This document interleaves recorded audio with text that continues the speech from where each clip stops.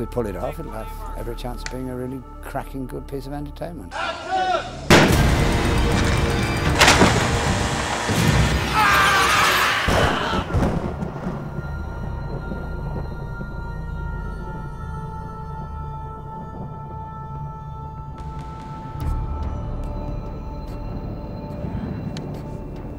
(709 AD), a spaceship crashes to Earth, in which there are two survivors, a man and something else that's accidentally sent loose on the Viking population. So not only does he have to adjust to being shipwrecked or marooned on this planet that is thousands of centuries backward from his time, but also he has to find and defeat his nemesis, while at the same time protecting these poor people that don't realize what he has brought into their unsuspecting midst.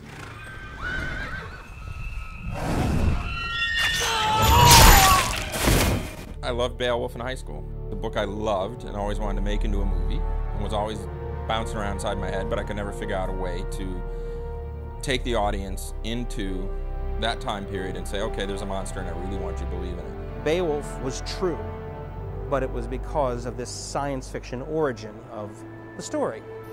You get a man-like alien from outer space, dumping this alien creature in the Viking times, joining with the Vikings to fight the creature, and from that came the poem Beowulf.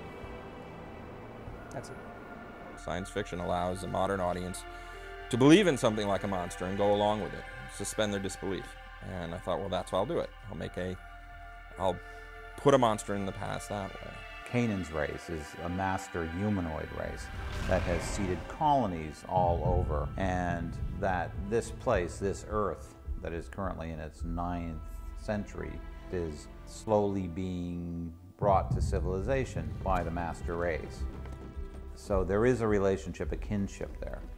And with his advanced technology, he is able to school himself in the language and customs so that he doesn't appear totally alien to them. He can speak their language, he has a sense of their history, he has a sense of their customs and culture, and can somewhat fit in.